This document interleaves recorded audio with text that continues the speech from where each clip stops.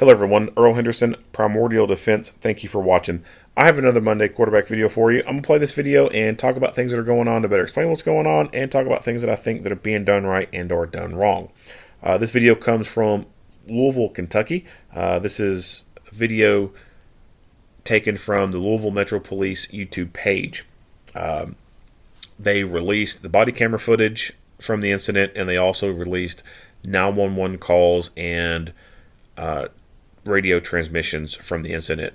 As far as 911 calls go and the radio transmissions, there's like almost an hour's worth of 911 calls and radio transmissions that they released. I'm not going to play all of that. I only have one call that I want to play from that, and then I will get into the body cam footage and we'll dissect that and what's going on. With that being said, with this information being pushed out, the Louisville Police Department did not do a typical critical incident briefing type of format on these videos. So there's no spokesperson talking to you, explaining things going on. They have a couple slides when it comes to the body cam footage, kind of giving some details about time frames and stuff like that. But there's no person sitting in front of a camera explaining things and what's going on or anything like that.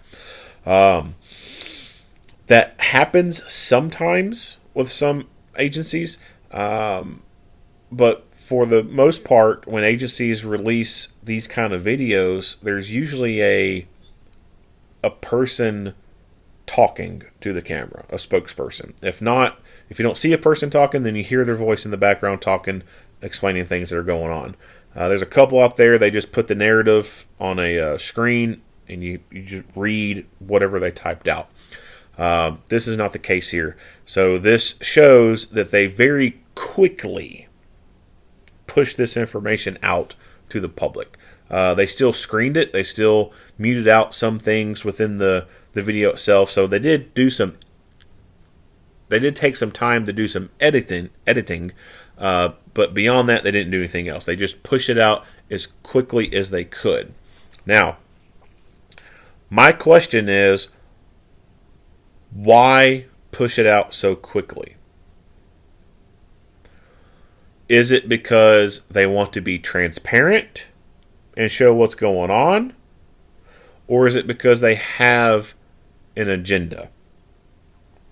Do they have an anti-gun agenda?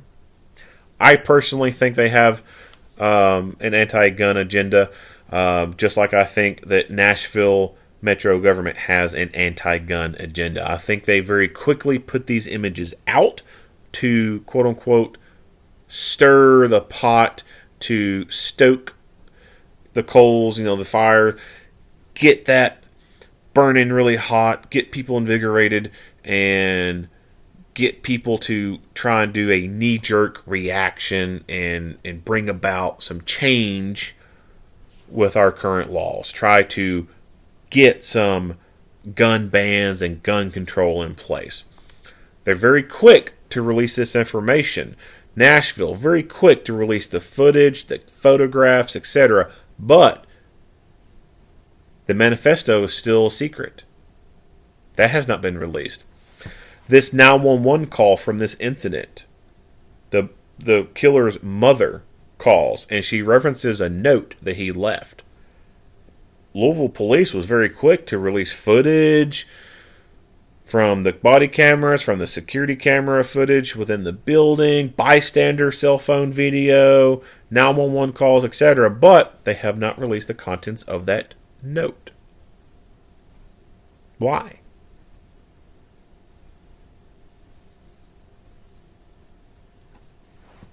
All right. So let's get into this 911 call, and then we'll get into the body cam footage. 911 operator Val's, where is your emergency?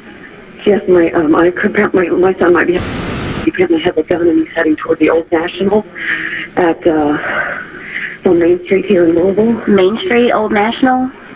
Yes, and this is his mother. I'm so sorry. I'm getting details secondhand. I'm running to it now. Oh my Lord. Okay. And what exactly is going on with him? What is he saying he's doing? I don't know. I'm getting this information from the roommate. He apparently left a note. I think he's on. and I think he's just not. Yes, hurry, shut the door, lock the door, and come here. I don't know what to do. I need your help. I think he's never hurt me once. He's a really good kid. Please don't come up to him. Okay, you said he was headed to the Old National Bank. Did he say what he was going to do there? I don't know. I don't know anything. We don't even own guns. I don't know where he would have gotten a gun. Okay, so where did you get this information from? Who told you what's going on? His roommate called me. His roommate's very concerned. So this was, I'm sorry. I don't know what I'm doing.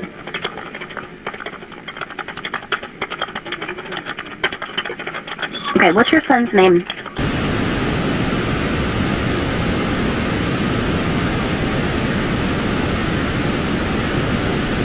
An employee there. Okay. How old is he? White, black, Hispanic, Asian? White, 6'4". 6'4"? Yes. Okay. All right, and what was your name, ma'am? What is your name, ma'am? Here's your telephone number.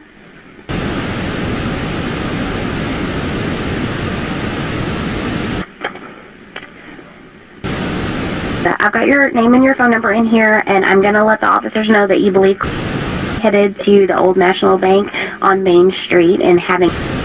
Okay? That's correct. Okay. And please, he's non-violent. Mm-hmm. He's never done anything. Please. Okay, and you don't believe he owns guns? I know he doesn't own any guns. Okay, and so did the roommate mention him having any weapons or anything? I don't know, ma'am. I'm sorry. I'm trying to get into my car. My son's talking to me, and they're asking me questions about other things. And I'm shaking. I think maybe his girlfriend had guns. Okay. I don't know. Maybe he saw them. I don't know. Okay. All right. Well, have your name and number in here, and if officers have additional questions, they'll give you a call back, but I'm going to let them know, okay? Oh, okay. So should I, what do I do? Just go there? No, I don't want you to go to the location, okay? No, I don't want you to go to the location, ma'am. Okay? We're going to the location. Right. I don't want you to go to the location. We have a situation that's going on down there right now. We've already had calls from other people, and I do not need you to go to the location at this time, okay? It's dangerous there. You've had calls from other people, so he's already there? Yes, at Old National Bank on East Main Street we have, and I'm advising you not to go to the location because it is an unsafe situation and officers are already at the location, ma'am, okay? Okay, thank you. You're welcome. All right, bye. All right, so that was the 911 call. Now we'll get into the body cam footage.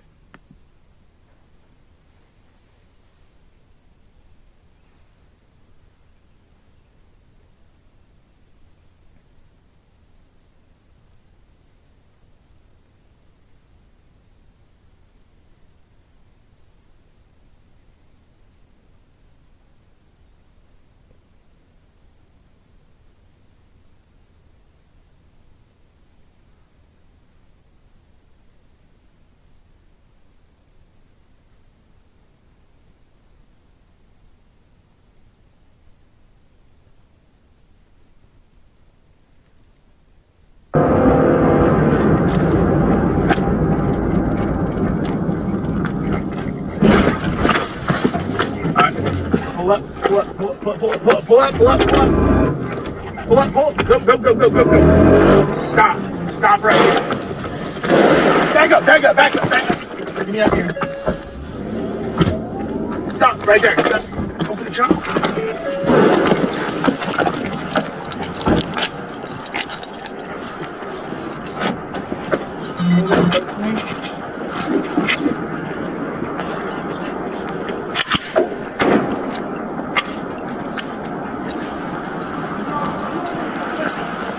Once I came back around, seeing we do have shots fired.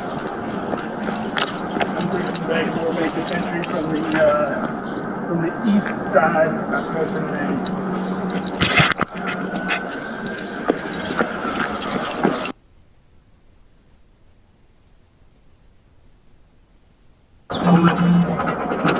Hold it, cover for me.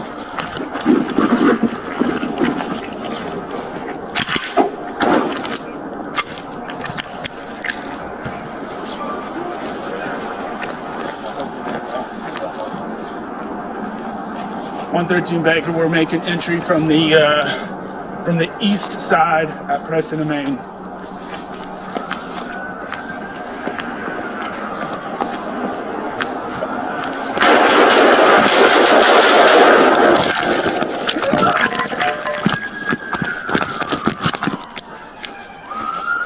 Officer.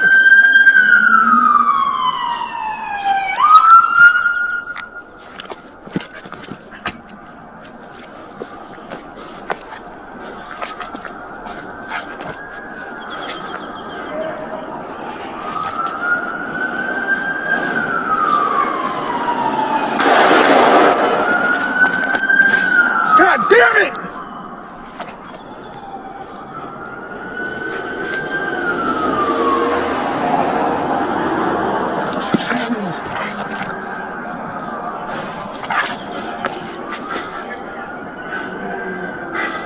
The shooter has an angle on that officer. We need to get up there.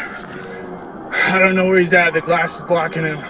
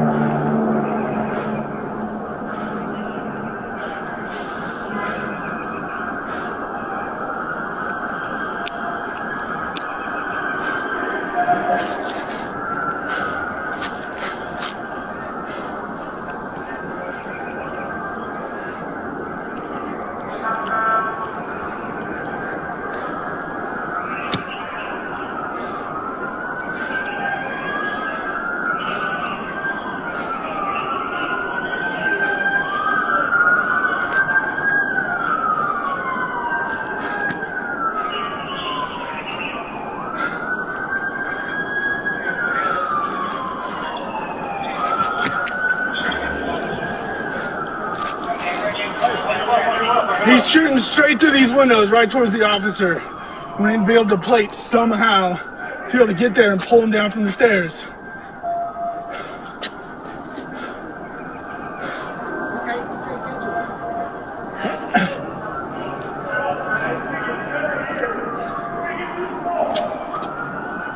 Is that Blue talking? Yeah, Blue talking.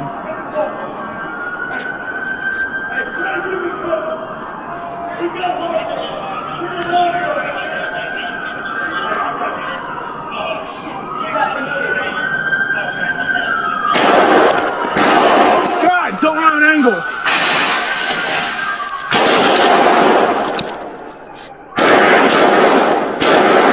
I think I got him down. I think he's down. Yank the officer off now! Yank him down the stairs!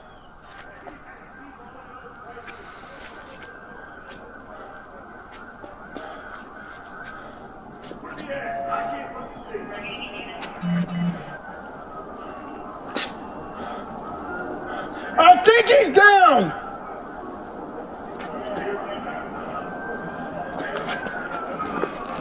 Move it. Yeah, suspect down! Get the officer! Hey, he's fired from inside here. Huh? He was fired from inside here. I know! He's down! Get the officer!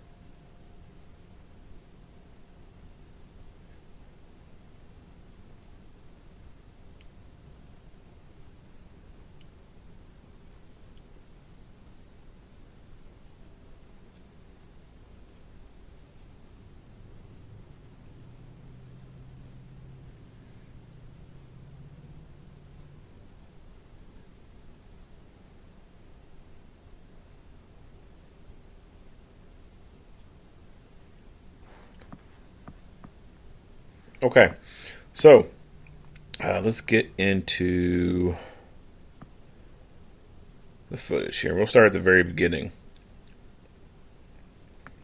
So I'll try to at first break this all down from mindset, tactics, skill, and gear, and then I will save the political ranting, I guess you could call it, for the end.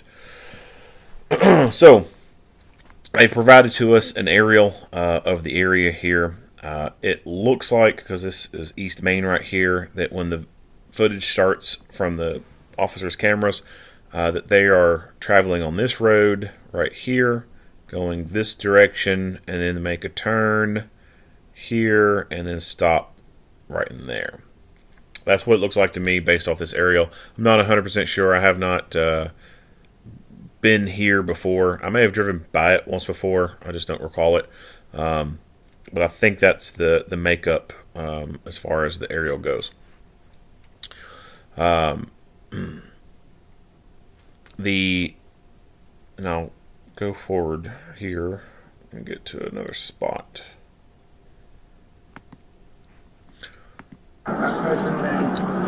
So the windows they're kind of reflective. And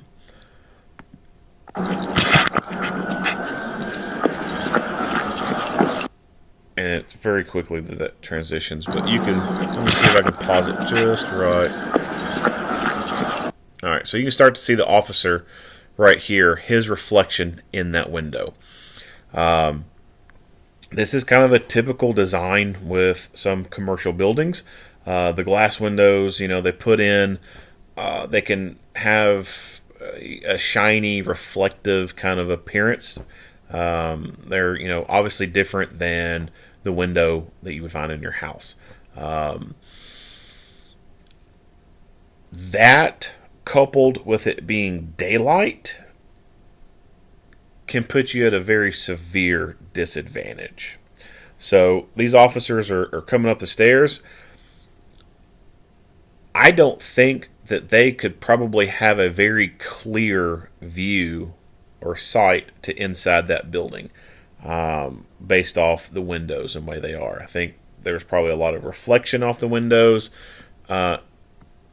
And when he gets a lot closer to the inside, I'll go back up here. So when he starts to make entry into the building, you also have this kind of decorative stuff on some of the glass on the inside here. And even the glass that's inside this foyer right here is still majorly reflecting stuff from outside. You see the arch of a street light right there, the street light right here. See an officer in the reflection here. So as they were making their approach up into here, I don't think they could see a damn thing inside. If they could see anything inside, it was probably very limited. He may have been able to see, light casting in through the broken glass here, and see that glass on the inside broken as it's reflecting kind of light or whatever. But as far as looking through this window pane right here, they probably couldn't even see inside. Whereas on the flip side, the killer on the inside there, he could see them perfectly. I would suspect that the killer was probably able to bring his rifle up and aim it at the officers and then start firing. So he may have had the first officer in sight, potentially, or was starting to bring the gun up as that first officer came up and he spotted him. And then from the inside where you can see there's small slits right there and there's some decorative stuff on the windows, he may have went past his side of vision, and then he saw the second officer come up, was probably able to put sights on him and start pressing the trigger and putting rounds on him. So a building like this that is mostly all glass, that's a disadvantage. And you can see as they pull up in the vehicle, I'll go back here, I mean, it's It's all glass. Majority of it is just all glass. Pull up. Go. Stop right. So these kind of structures, like I said, can make things extremely difficult in responding to things like this. Because it's hard for you to see inside, but it's easy for the people inside to see out and see you. So generally, daytime sucks for everything as far as fighting goes. I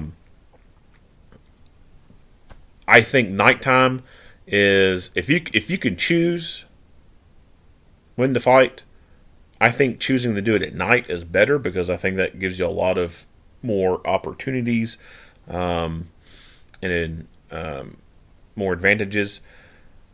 Daytime, you're just completely visible to everyone. Like even when you take cover behind something, like they can still see if you leave out behind that cover or not.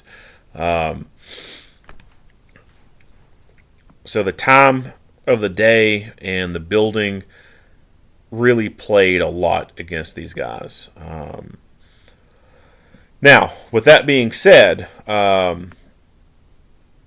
and again, here's another view of it. It's just surrounded. It's just like a wall of glass around this place. Now, with that being said, there are potentially multiple other points of entry into this building. Most buildings have a designated entrance, unless it's a mall and there's like multiple entrances all around it. Most businesses are going to have one designated entry area for all customers and guests.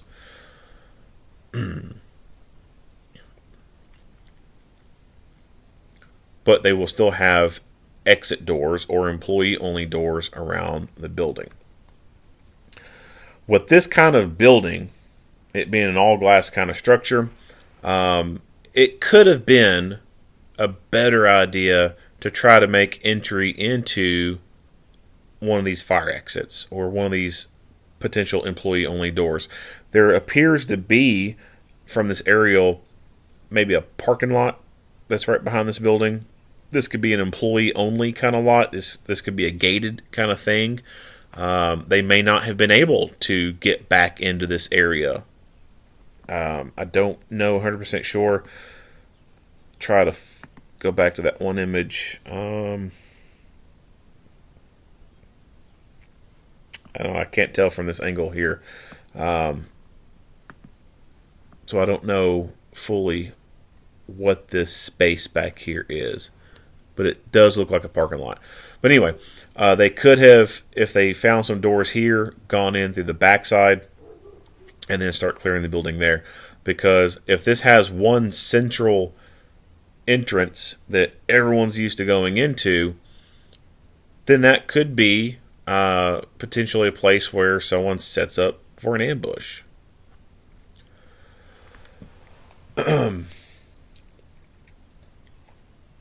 When it comes to commercial buildings and there being fire exits and other exterior doors, gaining entry into those is not going to be easy with just your hands and feet. With residential doors, yeah, you can kick a door in. With this building here, the front doors being glass, let's say they were locked, yeah, you could break the glass out potentially with a baton. So breaching tools, I think, are a necessity for all patrol vehicles. A set of what's known as a set of irons.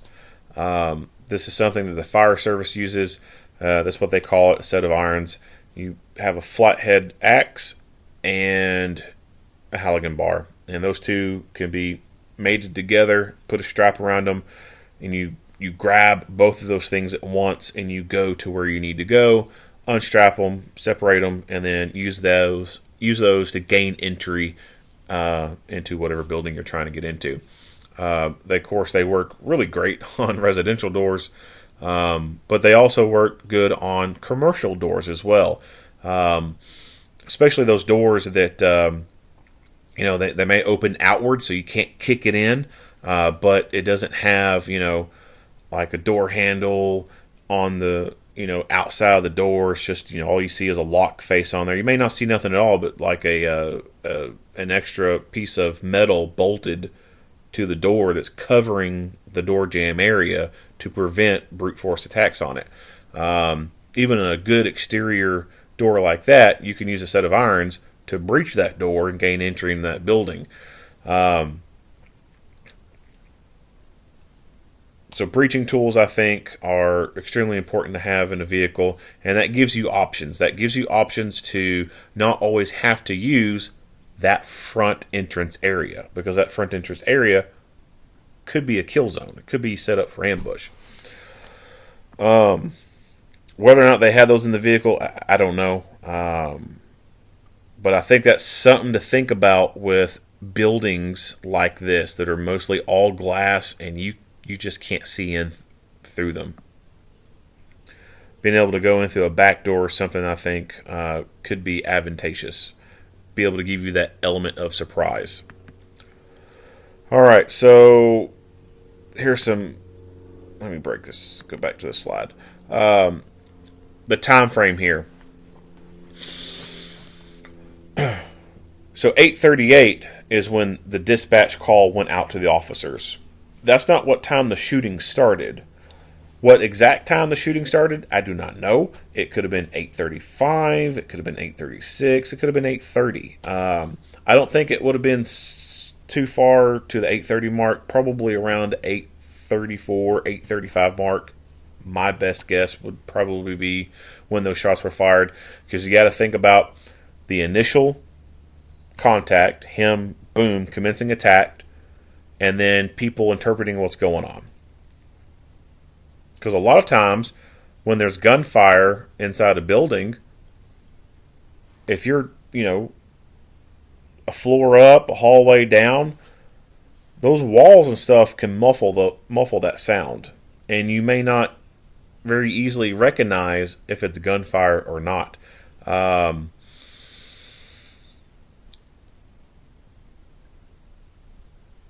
So there could be that kind of time delay as people hear it and they're like, what's that noise? Is that gunfire? Is that thunder? Now, of course, the people closest to it are going to know, but they're going to be running, right? Either they're running or hiding, and they may not initially just immediately whip out that phone and hit 911. And then whenever someone does make that first 911 call, the dispatcher receives it. They start getting location information, deciphering what's going on, and then depending on how the dispatch center is made up, the call taker may enter that information into the CAD system, and that gets shipped over to the person who does the actual police dispatching, and they put the call out. Or the person who takes that 911 call could also hit a button on their console and start immediately broadcasting over the police channel for units to respond. How their communications system is set up there in Louisville, I don't know. I do know it's a little bit more complex than some of the smaller areas that I'm more familiar with in the state.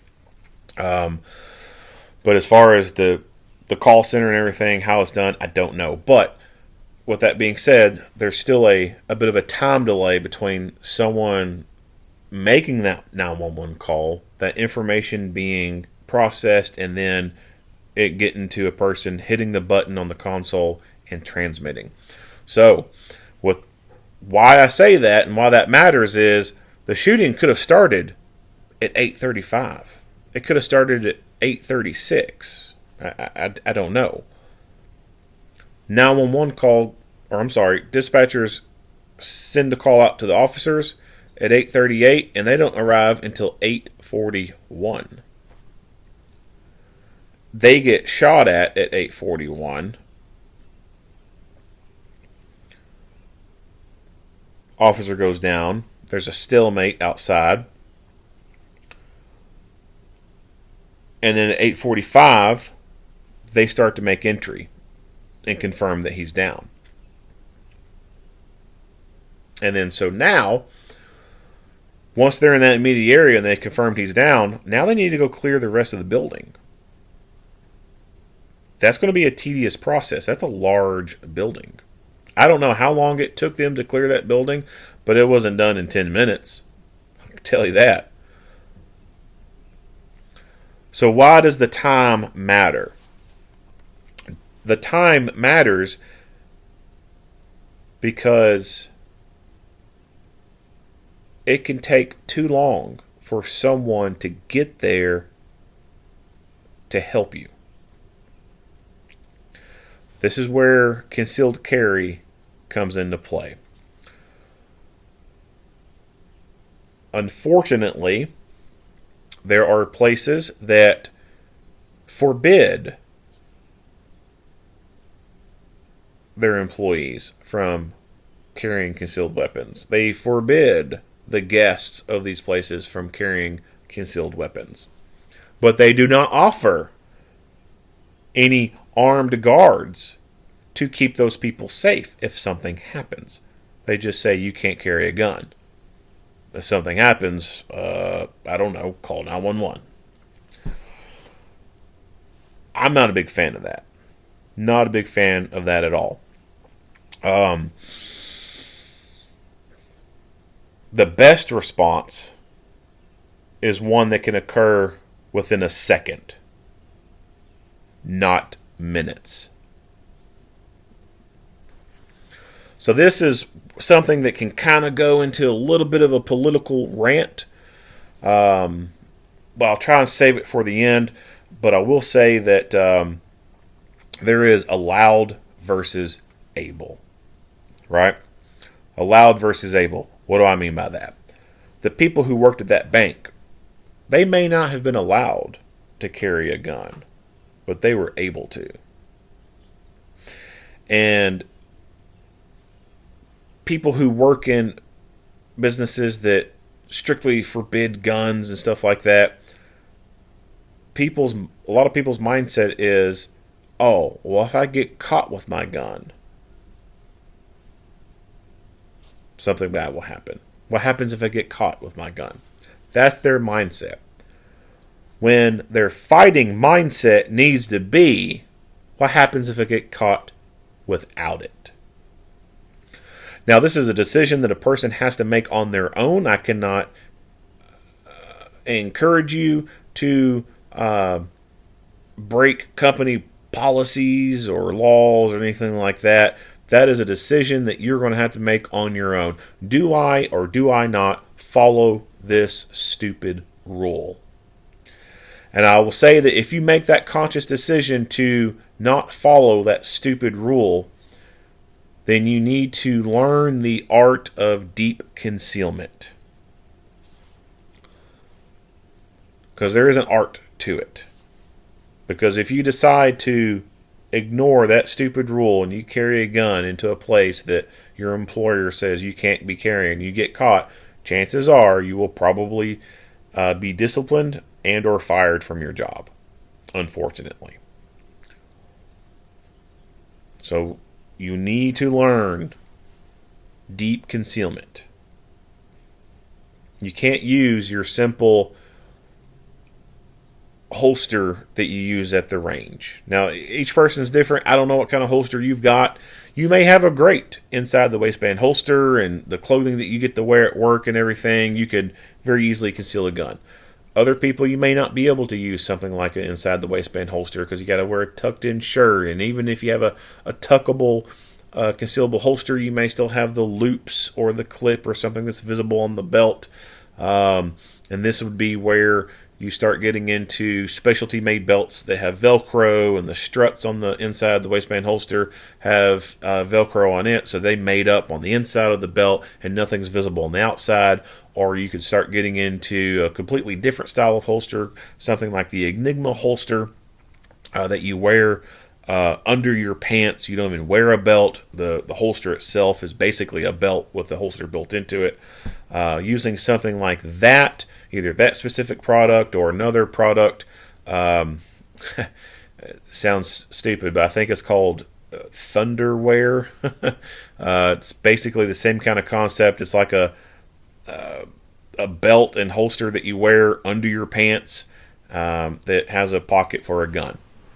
So deep concealment is a whole other topic in of itself that I can't really devote a whole lot of time to in this video, but it's something that, like I said, if you are going to make that conscious decision to ignore that stupid rule that puts you at danger, but you could still risk disciplinary action or termination from work, then you need to learn the art of deep concealment.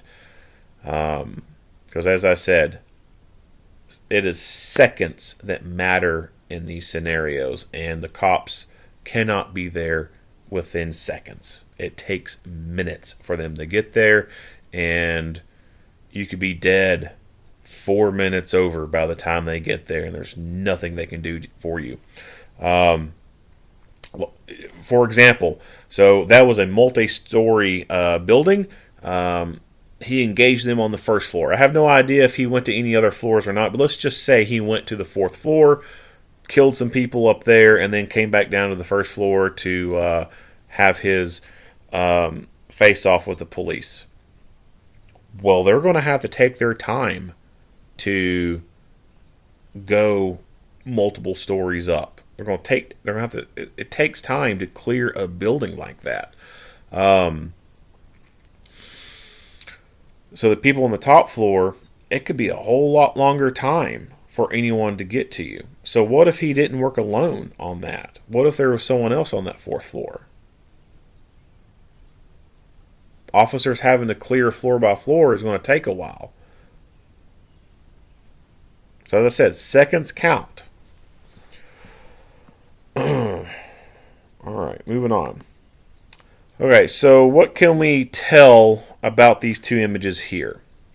So these are the only two images we got of this guy inside this structure here. This one, it appears to be at the front door area, I'm assuming, based off all the broken glass and everything, and this kind of looking like a big, large open foyer area. This right here, I don't know if it's still on the 1st floor area, if it's on the 2nd floor or anything like that. He appears to be going more into the office area of this building. But what can we tell just by looking at him? Well, blue jeans and a shirt and white shoes, a rifle, and something in his back pocket. Possibly another magazine for this rifle.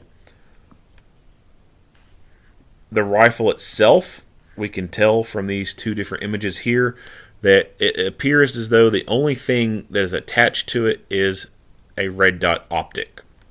Possibly an Aimpoint Micro or maybe a Holosun. It's really hard to tell from this grainy image, but the footprint of it kind of resembles one of those products. There's no sling on the rifle. There's no light attached to the rifle. You can't tell for sure if there's a front sight on this thing or not. He could have flip-up irons on there, and they're just down in the stowed position. But I would not be surprised if it doesn't have anything like that on there, and all it has is that sight on there. So what can we learn from this right here? Well, this tells us this guy has no training experience whatsoever. From the investigation so far, he bought his rifle 6 days before this incident. He has no support gear on him whatsoever. So this tells me this guy, and based off the 911 call from mom, like, he's not a gun person. Like mom said that, they don't have guns, and she was very convinced that he does not own any guns. So they're not a gun family, so to speak. This shows, like I said, this guy is inexperienced. He has probably no formal firearms training whatsoever. And that is consistent with these killers. They're not trained individuals. They're not what I call gun people. Yes, they went and bought a gun. They may have had a gun for months before the attack, or they may have had a gun a year before the attack, but they're not what I call gun people. They're not into that gun culture. The lack of training, I think, is a huge determining factor in why their kill counts are so low. Which, this is kind of going into a little bit of a political rant, but the anti-gun people, this is an AR-15, and right now they're all the internet is blowing up about AR-15s. A weapon of war, a weapon that can kill 100 people all at once. Now, I don't know how many people were in this building. It could have been just those victims that were in there. But this is a guy who has no training whatsoever. He's carrying an AR-15, a weapon of war. You would think that he would, based off what the anti-gun people are claiming, that he would be able to stack bodies left and right, and there's nothing anyone would be able to do against this guy because he has a AR-15. The fact of the matter is, the tools are only as effective as the person wielding them can make them be. If this guy had had any formal training whatsoever, where he learned the tactics and the skills, it would have been a lot worse scenario. The other incidents of people like this, same thing. These are people who are inexperienced and untrained. They're not gun people. And again, this is kind of a political rant. I should be saving it towards the end. But these anti-gun people are making it out as though it's the gun people who are doing this. And that's not the case at all. The gun people are not doing this shit. The people from the gun culture are people who spend time training. They actually go to commercial schools to learn the martial art, so to speak, of this. And in the gun culture, this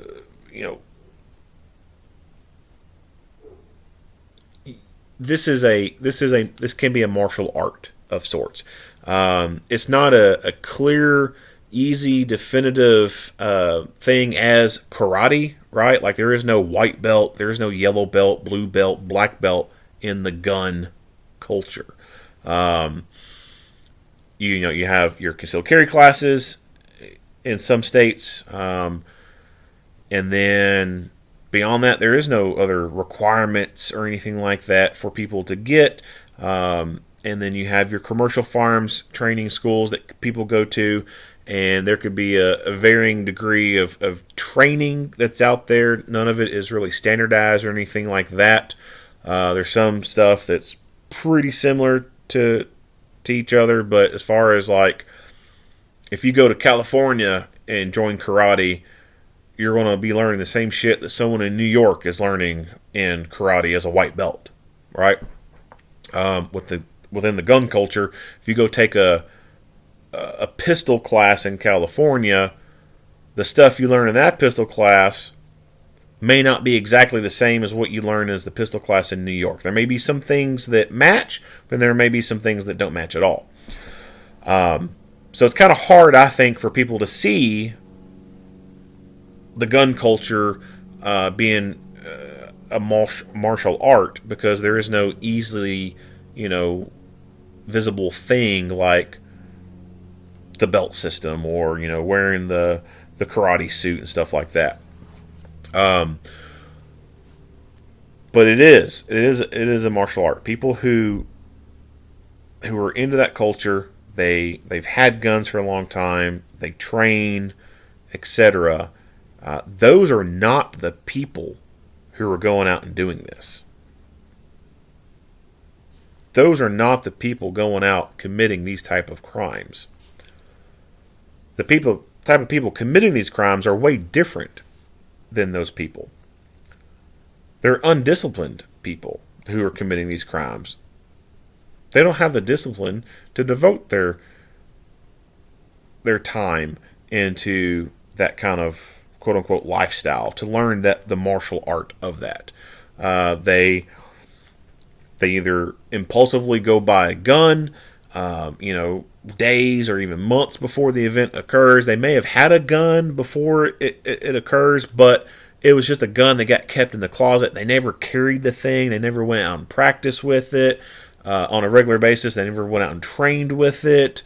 If they did go practice with it, they may have got a box of 50 rounds and fired it after they bought it, and that was it. There is a distinct difference between these kind of people and what you would call gun people. And I think that's important to note, because the anti-gun crowd kind of lobs them all together. They call the gun people ammo-sexuals, and they kind of insinuate that they're the ones who are going out perpetrating these kind of crimes, or that they're these type of people. And that's far, far, far from the truth. You don't have gun people going out doing this kind of shit.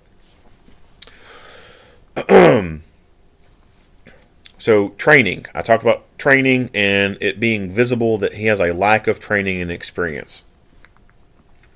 And I think that is a key determining factor in why his quote-unquote kill count was so low as it was, because he just had no idea what he was doing. And even still, holding a weapon of war, he wasn't able to do much with it. He wasn't able to kill hundreds of people with this AR-15, a weapon of war. So that right there dispels the myth that the AR-15 is just such a dangerous weapon. Anyway, enough ranting on that. Into the body cam footage here.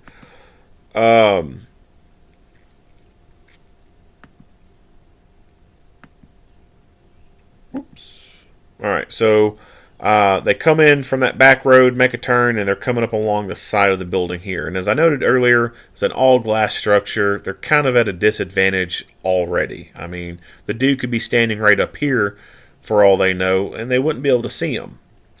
Lots of reflection. You see the reflections of the surrounding buildings off these windows. It's just a crappy situation altogether.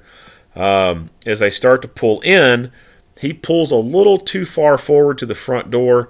His training officer, of course, corrects him on that, tells him to back away from it, and then they dismount from the vehicle there.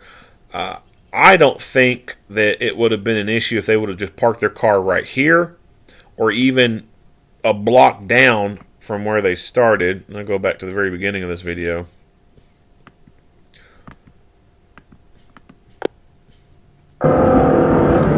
This is the bank that they're approaching. I don't think it would have been a bad idea if they just stopped right here, because of the building and the amount of windows and everything in it. I think it could have been a better idea if they just parked right here. Now, does that mean that it's going to take them some extra time to cover that distance on foot? Yes, it does mean it's going to take some extra time to cover that distance on foot. But I think it would have been a better approach for them to be able to do that.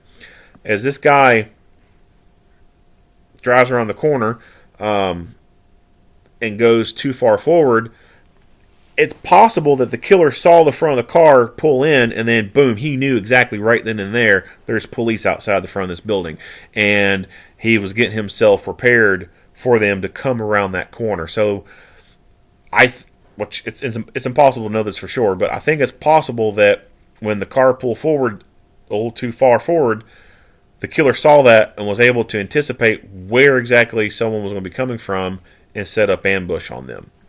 Plausible. I just can't confirm it or not. I'll play this segment so you can kind of understand what I'm talking about.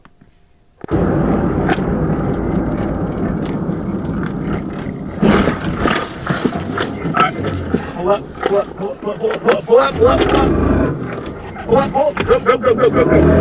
Stop right here. Back up. Get me up here. Stop right there. Open the trunk. All right, so that where he initially came to a stop at, the whole side of that vehicle was exposed to the opening of that building, that front door area. I don't know what that guy's line of sight to them was from where he was and where they're at. You know, he could have just seen the front of the car, saw the striping on it, knew it was a cop car. He may have, if the positioning was right, he may have had the ability to start firing into the car before he could have thrown that thing in reverse and get out of there. So I've talked about this before in other videos, pulling up too close to stuff. I don't think that it does any good to pull right up to things or people, because it decreases your reaction time and distance. So when he came to an initial stop right there at the front of this opening, boom, they are in a bullet magnet. Vehicles suck for cover when it comes to bullets. Bullets will go straight through them, no problem whatsoever. Even a tiny little .22 long rifle projectile will punch completely straight through a car door and either make it partially through that second car door on the opposite side, or even go through it, depending on some of the stuff that, you know, it may hit within that door. It may hit enough of the interior door trim panel material that, you know, it slows it down enough to where it won't go fully through that second door, or it could punch through a section of the doors where there's very minimal amount of material and it goes through both doors. That's just a .22. 9mm, it can go straight through both doors, no problem whatsoever. So when he came up to a stop like that, that was a crappy place to be stopped at. Because that dude could very easily just, like I said, I don't know what his position was inside that building, but it could have been plausible that guy, had he had a different position than what he did, he could have lined sights up on the side of that cop car and just start pumping rounds through the side of that car, and could have got both of those officers at once. So I don't think that pulling up close to things is the best thing to do, because you just don't have a great reactionary time. And if you throw your car in park, you're now stuck in a death box, as a death trap, being stuck in a car that cannot move. You don't want to be in a car in a gunfight. The car is the worst place to be in and around, because like I said, they don't stop bullets very well. So I think that the best course of action would be to stop further away from that front door as possible, maybe even to the back side of that building, and then dismount from there and approach the rest of the way on foot. Now, what you're doing there is you're forfeiting, quote-unquote, response time. Yeah, you're not going to be able to get in through that front door as quickly if you park further away, but what you gain is a tactical advantage to where you're not putting yourself in the kill box and not being able to react fast enough and get out of it. Right there. Open the trunk.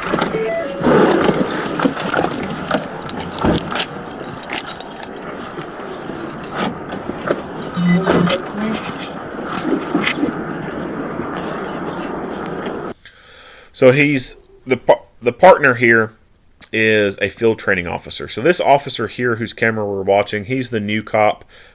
He is still, quote unquote, a rookie. He's riding with this officer, learning the ropes on things to do. If a vehicle is going to have 2 officers in it, it needs to have 2 rifles in it. It needs to have 2 long guns in it.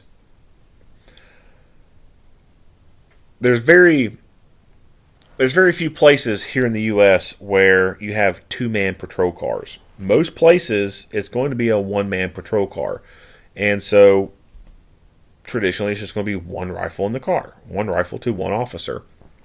When it comes to instances like this, where 1 officer is riding with the other for training purposes, well, there needs to be 2 long guns in that car. You got 2 officers in a car, you're going to have to need two long guns. Now, I don't know a whole lot about how Louisville operates. I don't know if they do have some two-man cars. I do know that they have some staffing issues, just like every other damn agency here in the country. And they may not be able to very easily do a two-man car.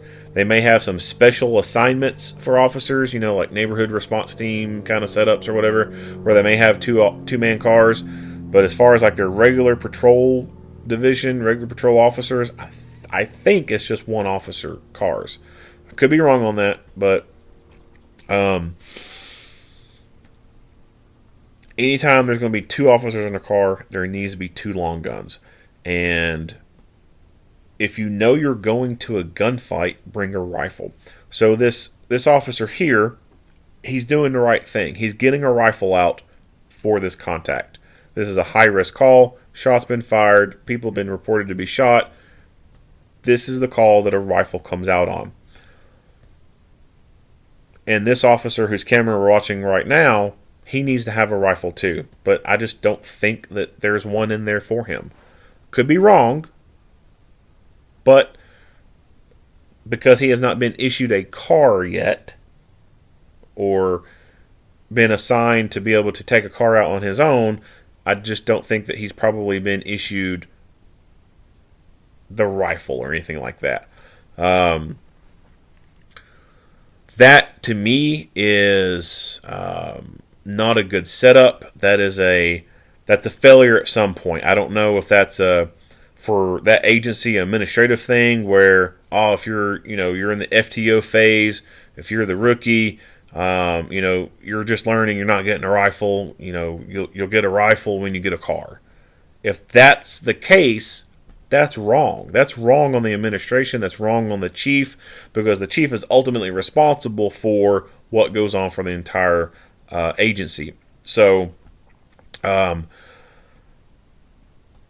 if that's the case, that needs to change.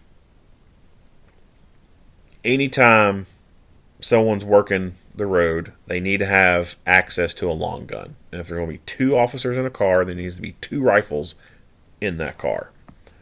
End of discussion.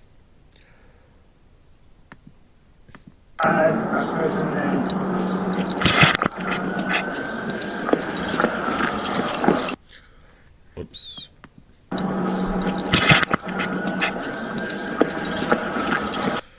Okay, so as I noted before, the windows on this place, it's a crappy setup for them. Like, the odds are somewhat stacked against them, so to speak, just by the nature of it being daytime and the construction of this building. I just don't think that they could see inside and see this person. And instead that person can see out and see them. Now this is where this officer's body camera footage ends. We don't see the impacts coming from the glass to him. They end it. It looks to be a few seconds short of when contact occurs. This is kind of typical when it comes to agencies. They are very reluctant to show any images of an officer being injured and or killed in the line of work. But they will show full images of everyone else being injured and or killed. I understand the mindset of why they're doing that. They want to show respect to that officer, to the brotherhood. But when it comes to the totality of transparency, I don't think they're holding up their end of the bargain when they withhold footage like that.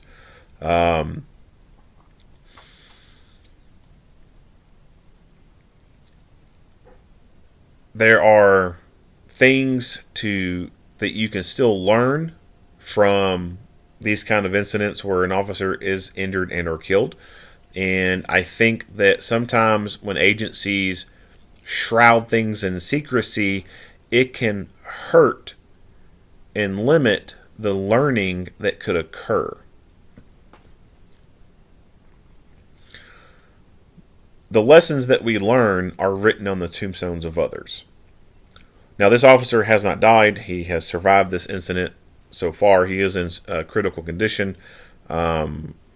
details beyond that, I don't know.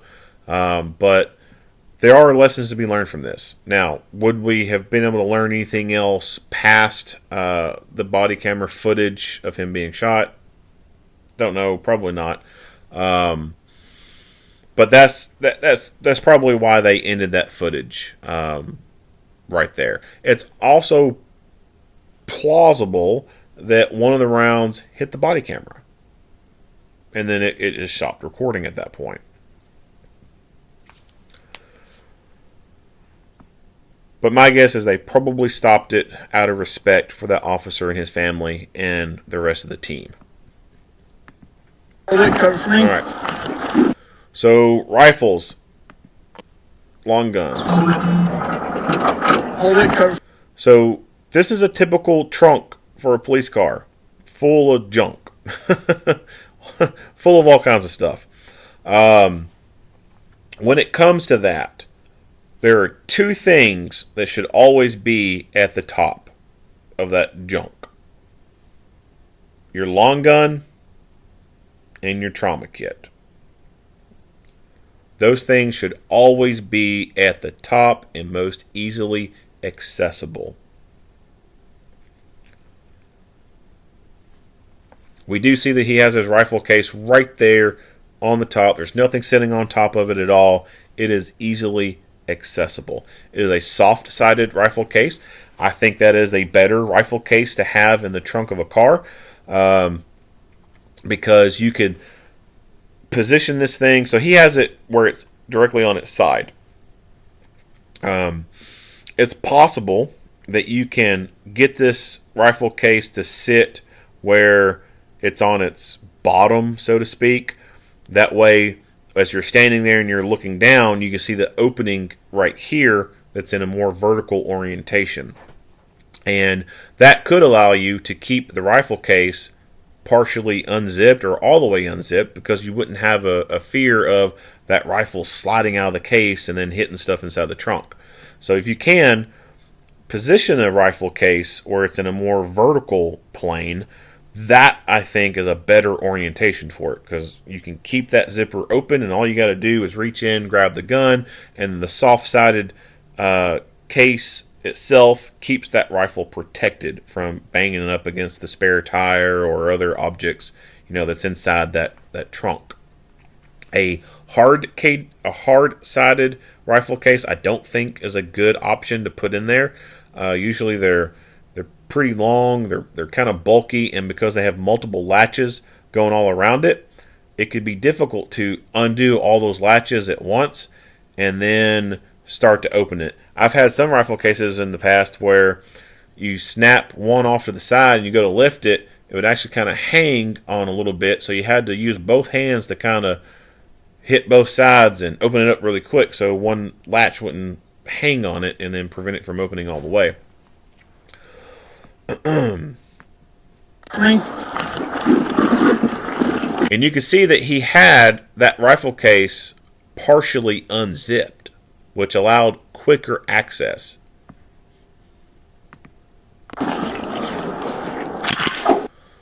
Charged the rifle up, and then we don't see it, but it looks like he may have activated the sight that's on it.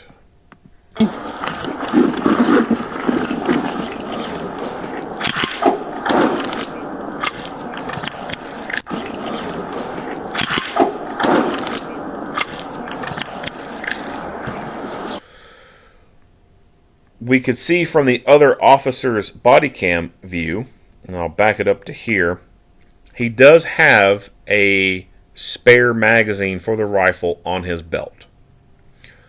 Now, not everyone does this. Some people do.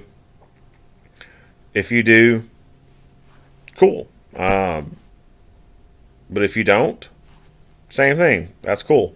For those who don't carry an extra mag on their body, on their belt somewhere, I think that your rifle should be set up to where the rifle itself has an extra mag on board. That way, if it's something that's very rapidly occurring and you only have time to grab that rifle, then that rifle has an extra magazine on it. And my preferred way of doing this is having a mag coupler. That way you have 2 mags right there. Another acceptable option is a magazine pouch that goes on the stock of the rifle itself. And that could be your emergency reload magazine for that rifle. As far as vests and carriers and stuff like that, each agency is going to be a little bit different in what they provide. Some agencies, smaller ones, they just can't afford plate carriers and stuff like that. So officers are stuck with just, what's issued to them. The plate carriers and vests and everything, as far as agency to agency, may differ and set up and everything like that. I don't know if he had access to a plate carrier, if one was issued to him or not.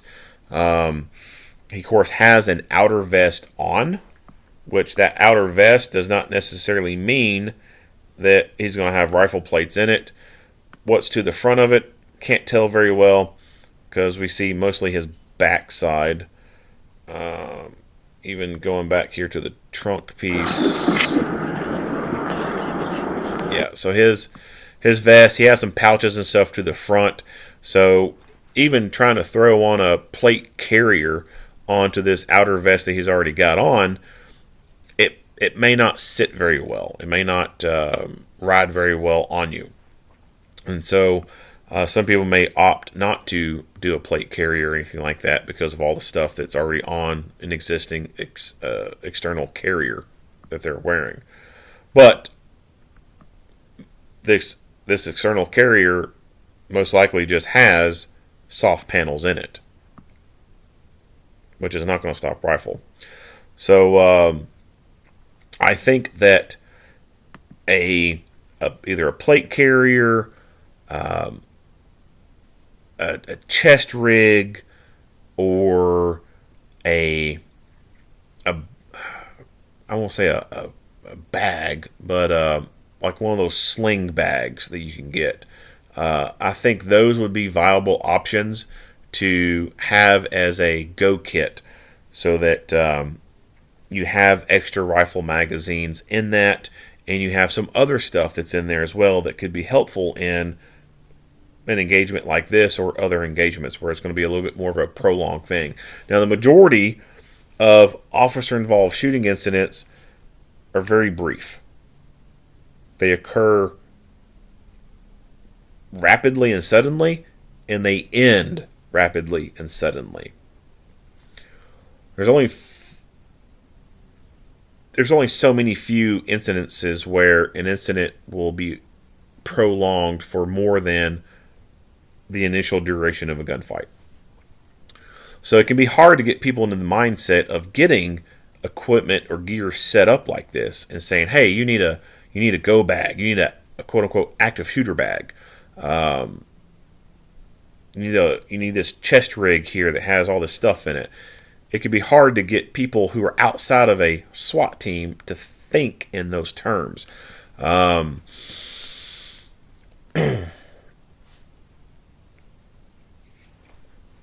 But if he had a plate carrier, if he had a chest rig or a go bag, he could have had some other stuff in there in addition to extra magazines. He could have also had smoke grenades in there. And when we get to this officer being down, I'll talk about that when we get to that point. At Preston and Main.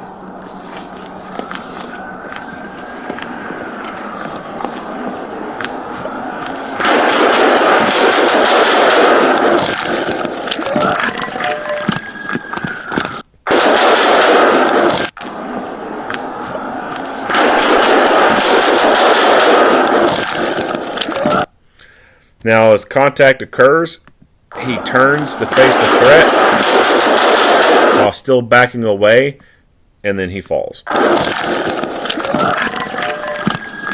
So this happens a lot to people who walk backwards.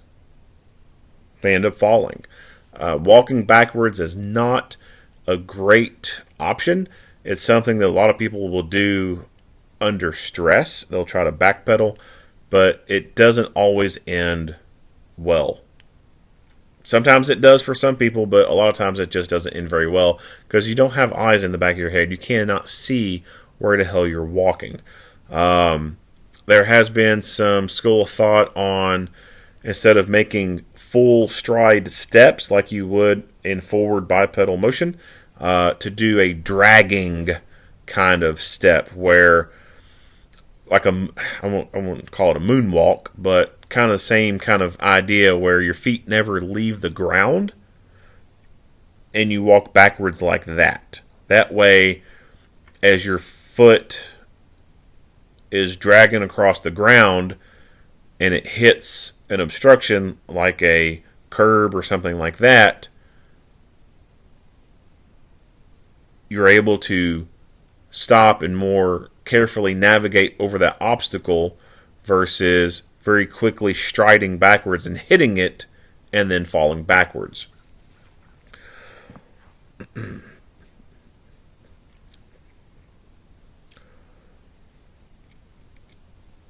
As far as moving from point A to point B, there is train of thought or school of thought on you point your hips to the direction you want to go, and that's how you go. So if you're wanting to go to a certain area, you just face that area and you run to it. Could he have done that? Yeah, he could have done that. He could have immediately put in contact, start sprinting towards that piece of cover over there and take cover over there versus trying to turn and then backpedal and fall. I think that it's possible that due to some of the structure in here that he went a little bit outside of the killer's view where he did not have a very good clear line of sight on him, and that probably what saved this officer from being shot up when he was rolling around on the ground.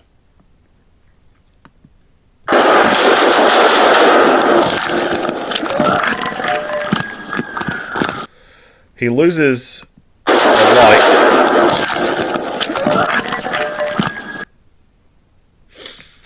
So I'm assuming this light was in his vest somewhere. So the topic of open top pouches and stuff like that can come into play as far as conversation right now.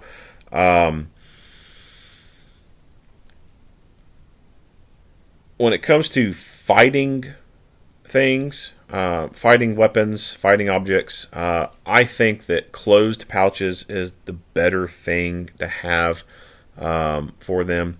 And some of these videos you've seen magazines fall out of people's pouches, and that's because they're using an open top pouch.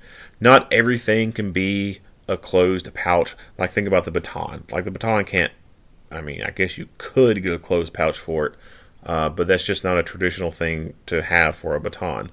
So a baton is a fighting weapon, but is not in a closed pouch. Magazines, I do think for sure need to be in a closed pouch. I don't think they need to be in an open pouch, because losing magazines it's bad, because that's your life right there.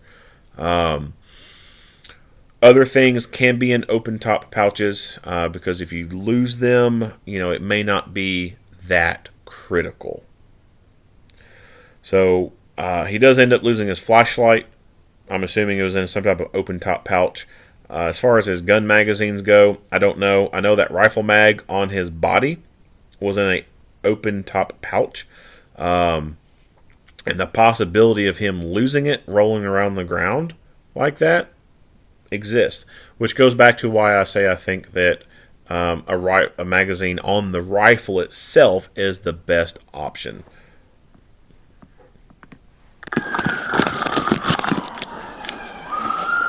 Awesome.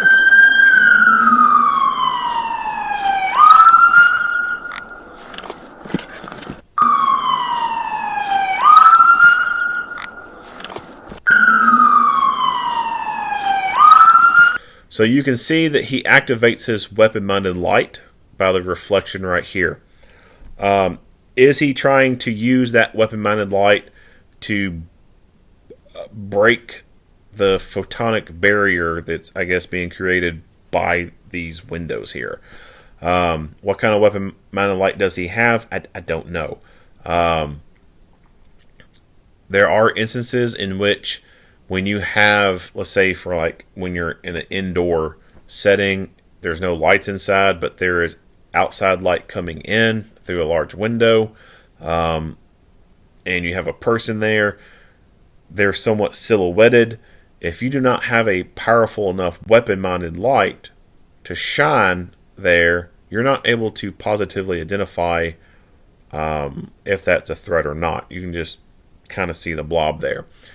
So you need a light powerful enough to overcome that light. Now, on this flip side, him being on the outside, that person being on the inside, the windows the way they are, would you be able to achieve that with that weapon-mounted light? Probably not. With the way those windows are, those windows reflecting so much of the outside light that you see the entire other buildings in its reflection, I would say that there's probably a good possibility that when he tried to use that flashlight to see if he could break through that barrier with that light, he probably got a lot of reflection back and then quickly decided, hey, this damn thing ain't working.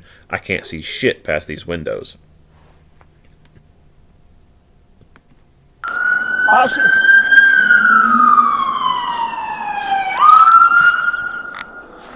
You see him activated again.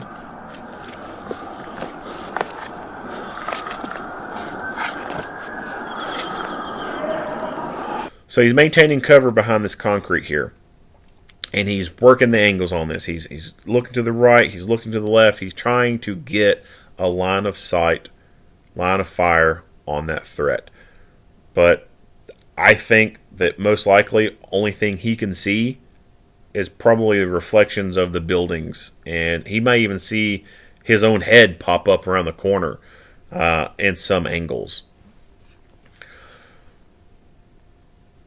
So when I talked about the vest or go bag earlier and being able to carry more things than just a magazine, this scenario right here would be a great opportunity to throw a smoke grenade. Or throw a couple of them. Throw smoke out into that open door right there. Let it start flooding that area. That way that guy can't see out. And then you can have rescue team go in, drag that officer out to safety, and then work on a different avenue of approach. Because this is right here, trying to stack up and go, knowing the threat's inside, that's not the greatest odds. There was some comment by someone that I read that this officer was wrong for not going up there and doing anything. This officer is at a huge disadvantage. He cannot see very well into this opening. It would have been suicide for him to run out there to this officer and try to grab him and not even be able to see the threat to be able to return fire effectively. So this officer is doing the right thing. He's keeping himself in play, right? He's keeping himself behind cover. There's nothing else that he can do. It's not safe for him to start shooting at the windows to try and knock them out. His rifle rounds would go through walls and hit innocent victims hiding back there. This is a shit sandwich being presented to him. It sucks. Like this whole setup just sucks, and there's nothing that him or the other guy could control about the makeup of this.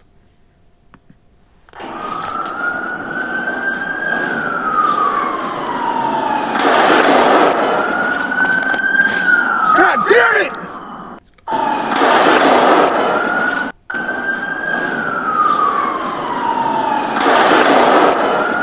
So you see the glass plume right here. The killer from inside fired at that officer laying on the ground.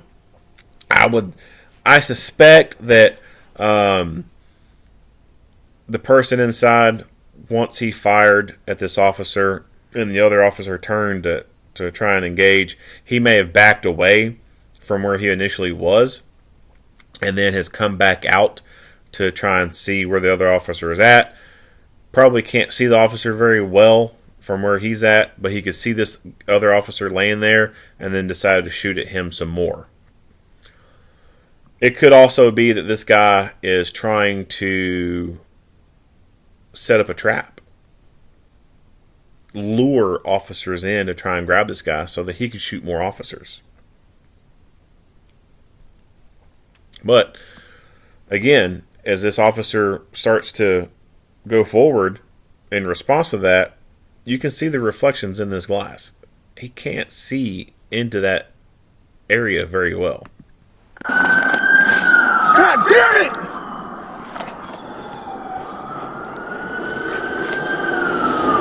The frustration that he must be experiencing right now, his partner, the person that he's been riding with, that he's got to know on some kind of personal level, has been shot, is laying on the ground, and he cannot do a damn thing about it.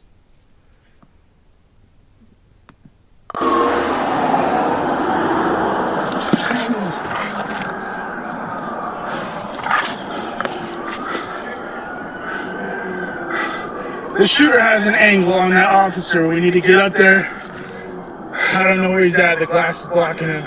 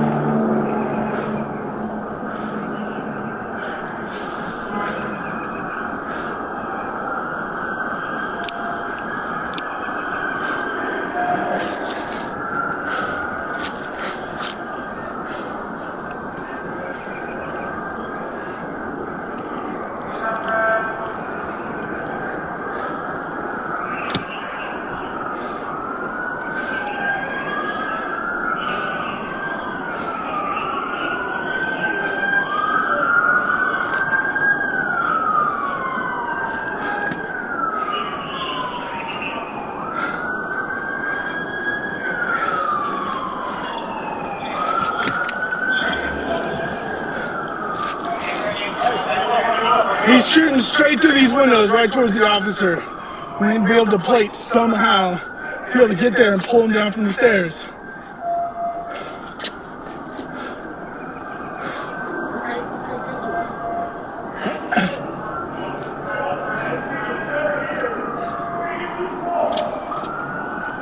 Is that Blue talking? Yeah, Blue talking.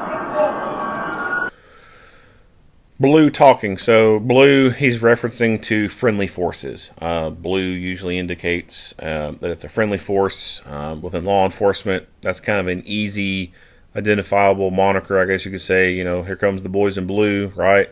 So they're talking about other officers talking. When I talked earlier about pulling up too close to something, so we see this car pulls up super close to the building here, and who knows, from the inside, that guy could have had a better angle and just start unloading onto this car as it pulls in. So they could have been in a very bad disadvantage just by merely pulling up to the front like this.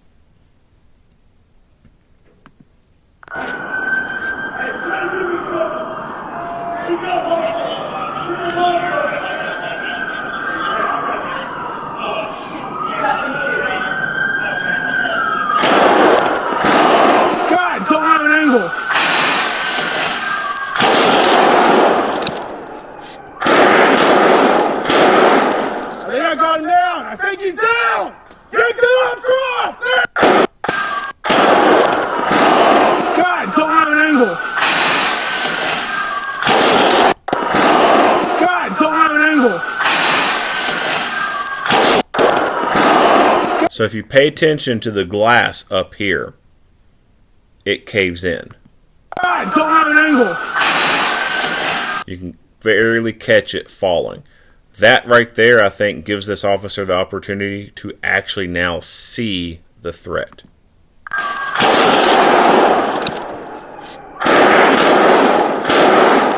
think I got him down. I think he's down.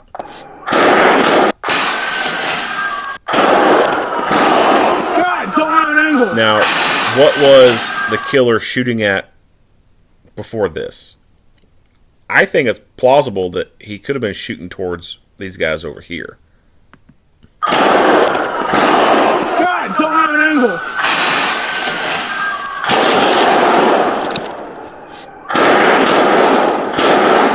I think I got him down. I think he's down. Yank the left off now. Yank him down the. So this distance between where he's at and where the bad guy's at, it's not that great of a distance, but it's still a far enough distance to where if he had been going at this with a pistol, he would have been at a severe disadvantage. That's why I say if you're going to a gunfight, bring a rifle. A rifle is way more effective than a pistol. It's more accurate, and its kinetic energy is just night and day difference between that and pistol cartridge. All pistols suck. I don't care what caliber you have or what pistol you have. All pistols suck.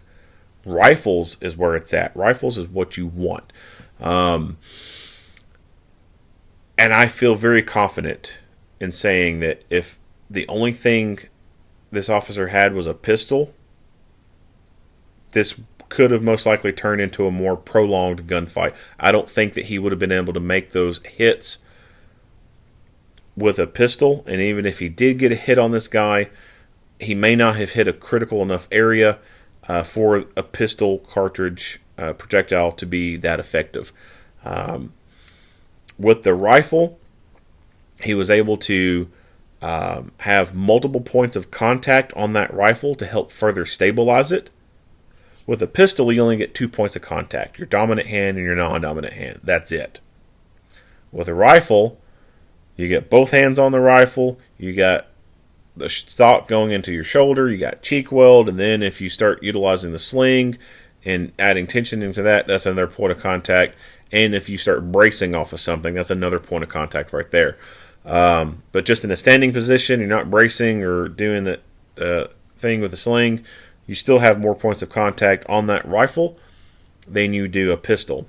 The longer barrel on that rifle is going to translate to better accuracy for that weapon versus a pistol. A pistol has a very short barrel, and any minimal amount of movement in the handgun is going to cause your shot placement to be way off.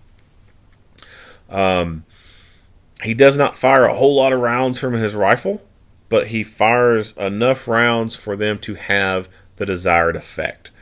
The kinetic energy from those rifle rounds going into the target did their job, and he was able to achieve immediate incapacitation.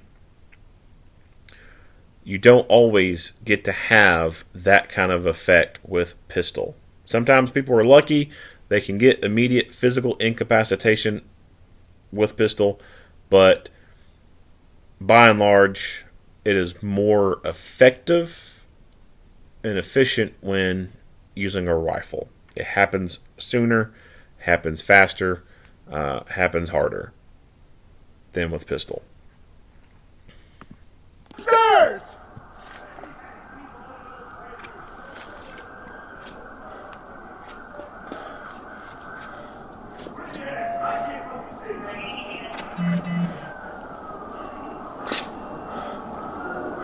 I think he's down!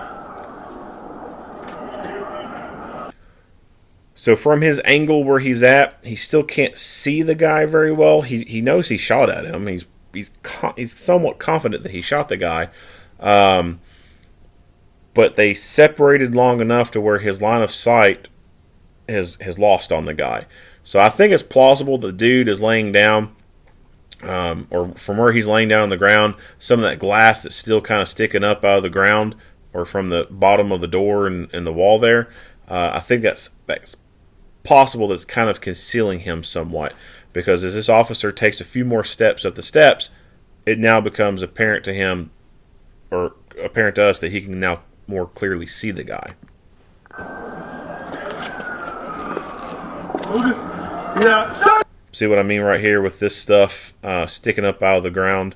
I think that from where he was at, that was obscuring his view. And as he stepped up, boom, he could see him. Back down. Get the officer. Hey, he's hurt inside here. Huh? He's hurt inside here. I know. He's down. Get the officer.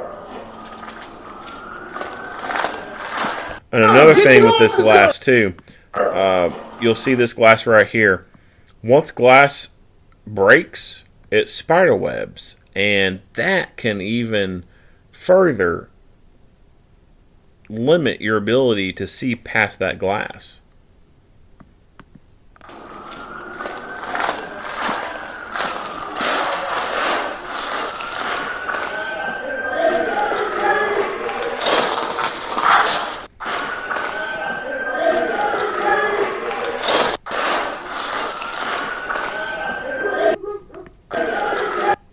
So we don't get to see any kind of details about what kind of injuries this guy had or anything like that. He appears to have immediately dropped where he was at. He could have got a lucky headshot on this guy, or he put rifle rounds center mass into the heart, and it instantaneously dropped this guy. As soon as they get up on him, the blur box comes up, so we can't see anymore.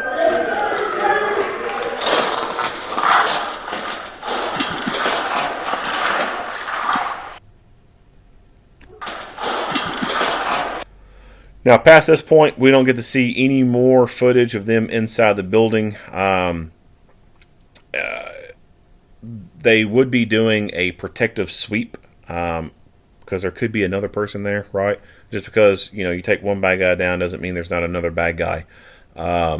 So as they are pushing forward and they're coming in, this guy who's up front, once he gets to this bad guy, he should start continuing to move and allow this backup guy right here to either start dealing with him or still cover him, and the third person who comes in starts dealing with him while these others start at least clearing and dominating the immediate area that they're in. Because like I said, you have no idea if there's another person there or not.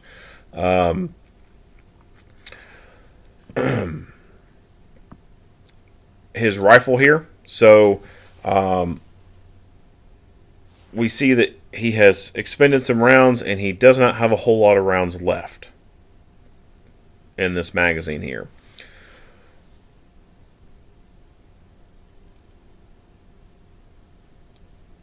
At some point, he should do a reload. He should top that gun off so that if the fight starts again, he can start off with a fresh magazine versus a partially depleted magazine. So, the FAST protocol, fight, assess, scan, top off. So he's fought, he's gone up, he's assessing. Well, as he started to make the approach a little bit, he assessed. He's getting forward a little bit more, assessing a little bit more. And now that once he's inside this area, he's assessed this guy a lot. And he's starting to go into the scan phase. All right, we're in this room now. Is there any other threats? Once he got a good position where he felt like he was dominating this space and other people were there, that would be a pretty good time to do a magazine change before going any further. Could he have done a magazine change outside the building before making that approach? Yeah, he could have. But he established line of sight on this guy, and he had it. Didn't want to break that by doing a reload right then and there, because he don't know if this guy's still in a fighting ability or not. He hasn't been able to fully assess well enough if this guy's still in the fight or not.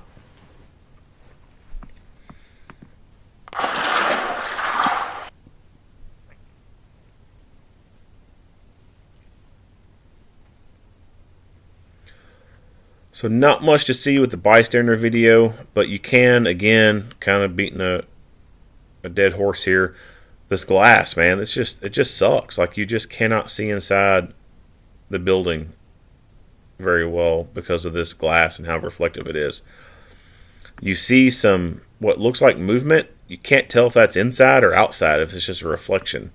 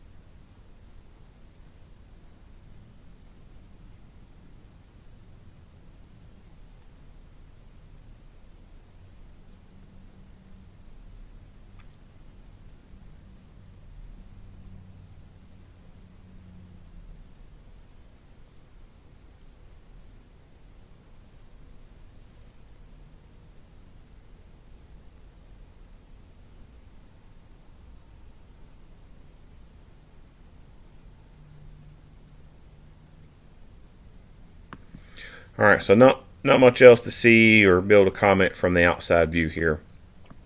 I guess going into some more of the political ranting kind of stuff. So I've covered all the stuff as far as, fighting mindset and tactics and skills and gear. This incident right here has garnered a lot of attention, and a lot of opinionated people are discussing gun control, gun reform, enacting gun legislation, etc.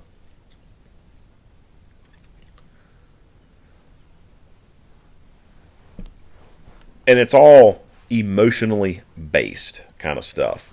There is no logical thinking or reasoning coming from these people who are advocating for gun control.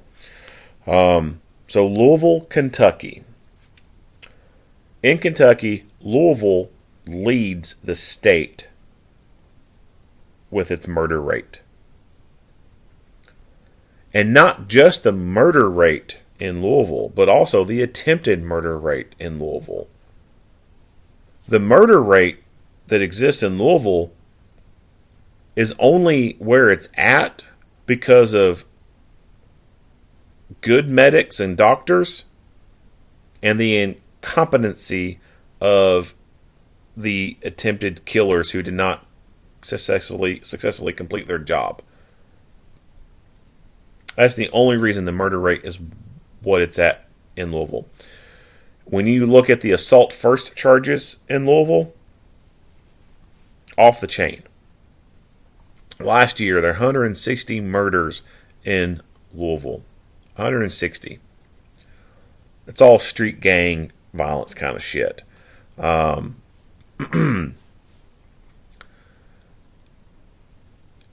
that is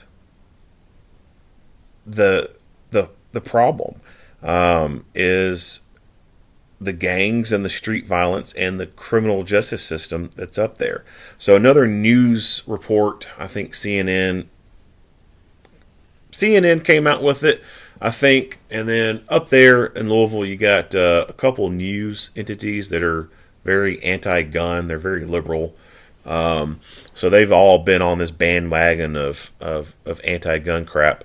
But they talked about how Kentucky has very lenient gun laws, and it has some of the highest murder rates in the country. The reason why the murder rate in Kentucky is so high is because of mainly Louisville. Lexington comes in second, but Louisville's leading the murder rate. And not all murders that occurred in Louisville have been from guns either. But Louisville, and same with Lexington and Bowling Green. But Louisville is leading with murders. And it has to do with the justice system up there. You got a lot of liberal judges who've done stupid crap, like people who get arrested for murder being allowed to get out on bond and be put on ankle monitor. Like, how stupid is that? They did that to one guy up there, and the dude, after killing someone, got out on bond, got put on ankle monitor, and then went and killed someone else while on ankle monitor. Like, they have lost their mind in Louisville. Violence is staggering in Louisville. I don't like going to Louisville anymore. I just don't. It's trashy. I just don't like it. It's dangerous. The criminal justice system slaps the offenders on the wrists up there. They do not hold them accountable whatsoever. If you took out the numbers as far as murders go from Louisville and Lexington, the murder rate in Kentucky would not be that high. And when you look at other states that have these large cities that are ran by liberals and Democrats, you see the same thing. It's the big cities with stupid people in positions of power where these things are occurring at. You come to Bowling Green. We don't have the problems that are in Louisville and Lexington. We're the third largest city in Kentucky. And we're explosively growing. But we don't have murders left and right occurring in Bowling Green. We have murders, yeah.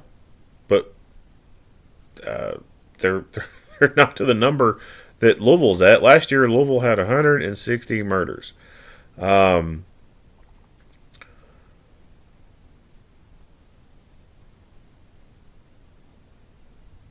But this incident here that happens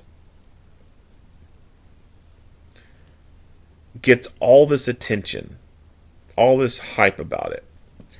And the last time that anything like this, similar to this, ever happened was in, I think, 1989. I forgot the name of the place where it was at. Let me do a quick search real quick. 1989, Louisville active shooter.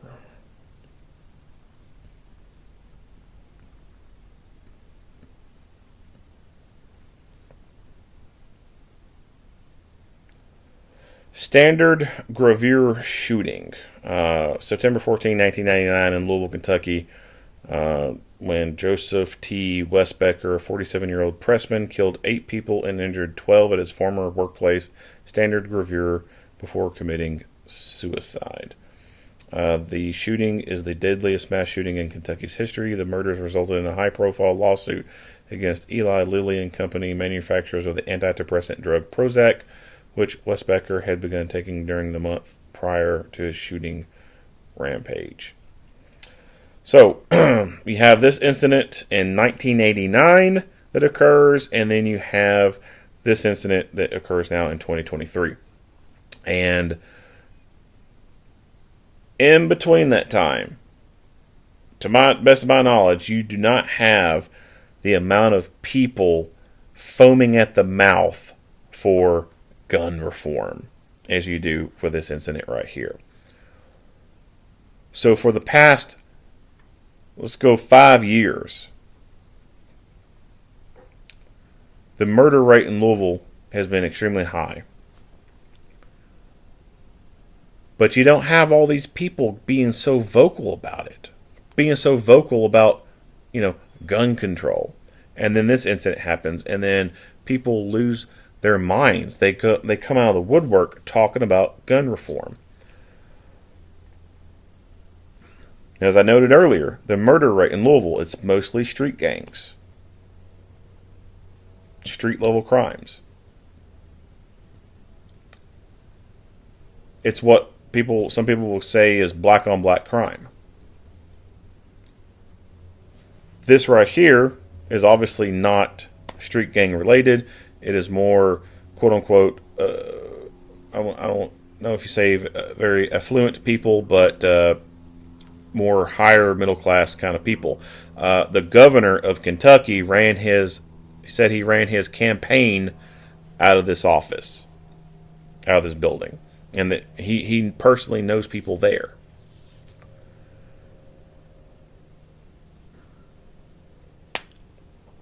And so the left, when they do all this crazy hype and talk about gun control over this incident, but you don't hear hardly a damn thing out of all the murders that occur on a yearly basis in Louisville, that to me looks racist.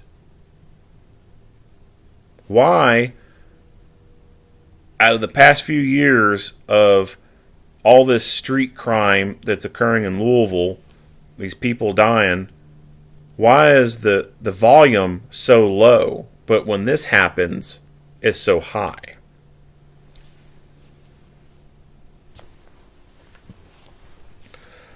A little bit racist, in my opinion, from the left, from the crowd that likes to cry racism all the time. They're the ones, I think, that are actually pretty damn racist.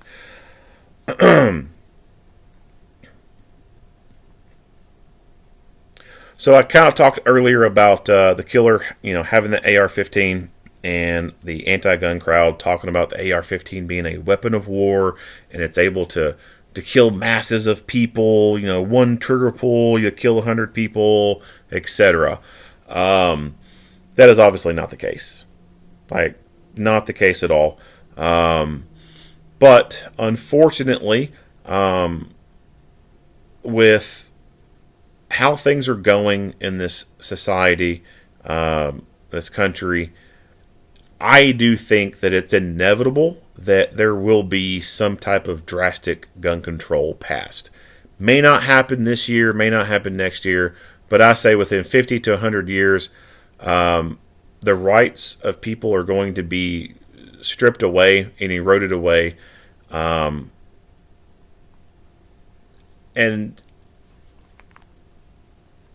it hurts me to say that, but I think that is the reality of it. Now, the anti-gun crowd loves to talk about numbers and statistics. So there's been a lot of stuff I've been seeing. People saying there's been, so far, 146 mass shootings this year in 2023. So this incident occurred April 10. It is now April 13. People are saying that there's been 146 mass shootings since the beginning of this year. That's bullshit. There have not been 146 mass shootings so far this year. The anti-gun crowd likes to bold-face lie and twist things to make people think what they want to think.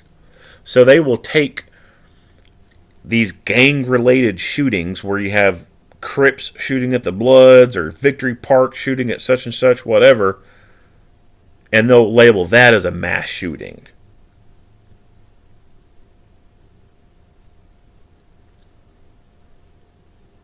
It does not meet the merit of what a mass shooting is. When you say Columbine High School, that is a very easily definitive thing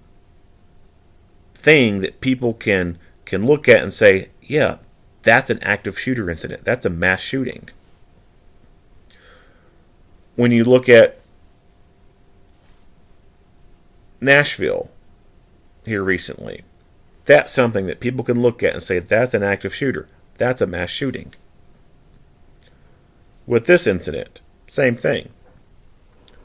But when you got a gang member who rolls up to a block party and starts shooting at rivals, that's not necessarily the merit, I think, of what that definition of active shooter / mass shooting is. That's a wholly different type of thing. So part of the problem is definitions and terminology within this nation in regards to these kind of killers. So you think back to serial killers. There, at the beginning, there was no definitive term for serial killers, no good study into those kind of people. And then the FBI got involved, started doing studies, and then you start having, organized serial killer, unorganized serial killer, signature killings, and these different styles of them.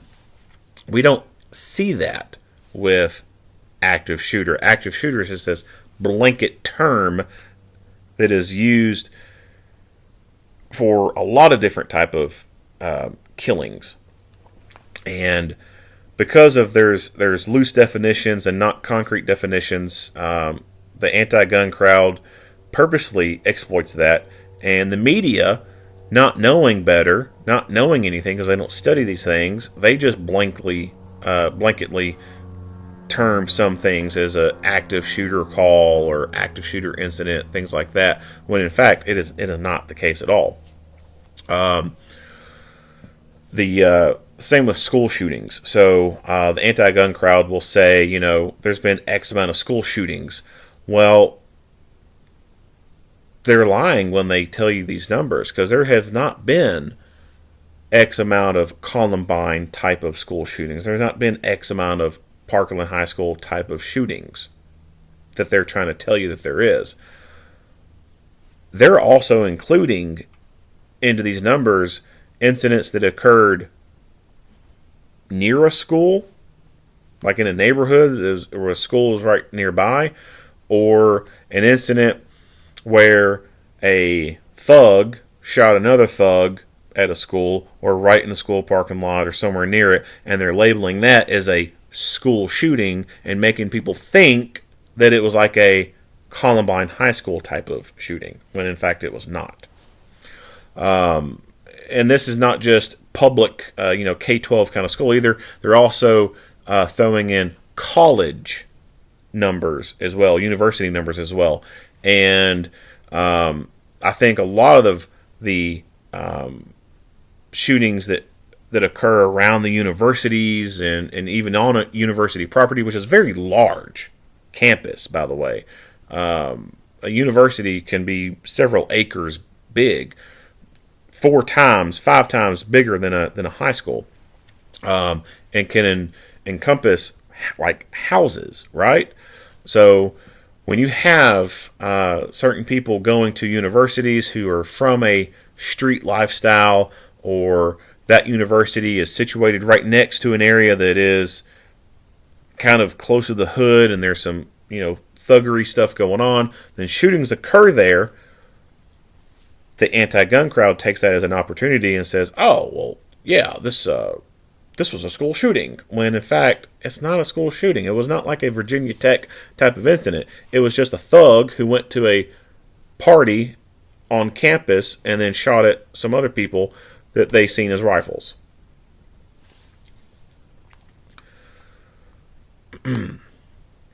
The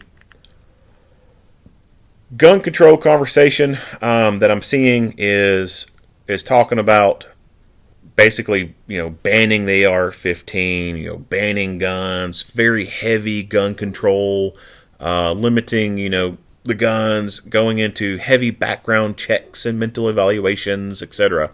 And none of it is coming from a logical standpoint. When people talk about, mental evaluations, it is very easy for a person to lie during a mental evaluation. If there was a mental evaluation questionnaire put in place for this guy who did this, he could have very easily lied on that questionnaire. Even the form that you fill out when you go to a gun shop to buy a gun, there's a list of questions on there. Some of those, even if you lie on those questions, it's still going to be found out. Like one is, are you a fugitive? One is, have you been convicted of a felony? Yeah, you can lie on that form, but when the NICS check is done, they're going to find out if you're a felon. Like, you can't lie your way out of that part. But when it comes to the part where it talks about on that form, are you a habitual user of drugs? Well, there's no way to do a drug check on someone at a gun store. So someone could very easily lie on that one. So when it comes to mental evaluation, all that is very easily liable unless that person has been adjudicated by a court to be so mentally incompetent that they have their rights stripped away from them and they can't possess guns.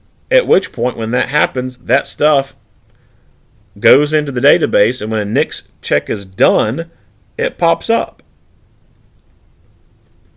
But if they've never been to a psychiatrist, never been diagnosed with any mental health issues, they can simply lie on the form. If there's a person there talking to them in person, they have to get on the phone and talk to a psychiatrist, or they have to go to a psychiatrist before ever being able to buy a gun.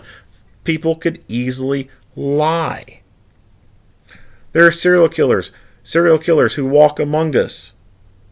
Serial killers in the past walked amongst all kinds of people, had close friends, close family. They had no idea what was going through that person's head, what their lifestyle was like. Ted Bundy. The dude went to school to be an attorney. He got involved in politics. He worked in a suicide hotline call center. The last person you would think that would be a serial killer. He could have easily lied on a questionnaire or lied to a person and appeared to be okay. So there's no easy way to do a mental evaluation on a person because it's so easily liable.